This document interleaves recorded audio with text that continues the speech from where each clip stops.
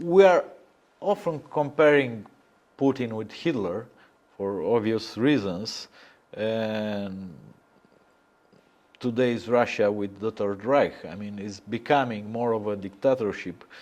But as we know, there are some differences. One, you mentioned it, is the nuclear threat.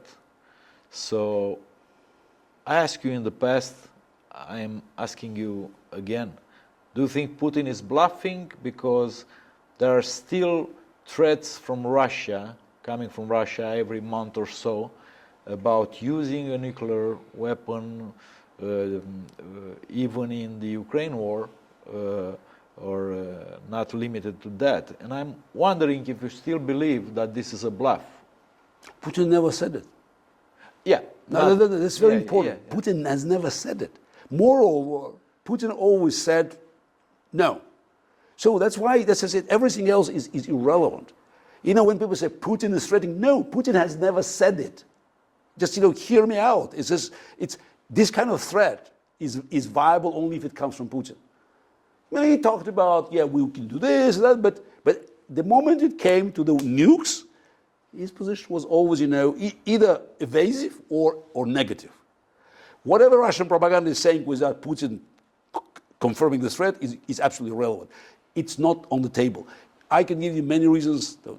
We discussed it once, but I can add more. He went to China, and you heard Chinese saying categorically not. And Putin may ignore America. He cannot ignore China.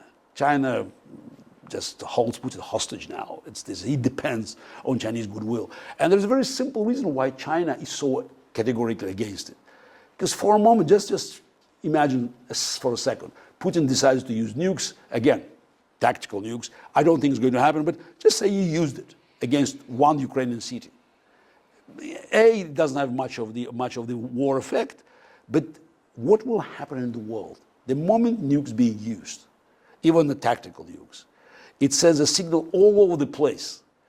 You have to get nukes to protect yourself. Now, how long will it take for Japan, South Korea, and Taiwan to get nukes? 6 months? 8 months? Does China want to see nuclear Japan? Because all bets are off. The moment it happens, how long will it take for Saudi Arabia to get nukes? I mean, of course, Iran already probably has them. So you have nuclear proliferation.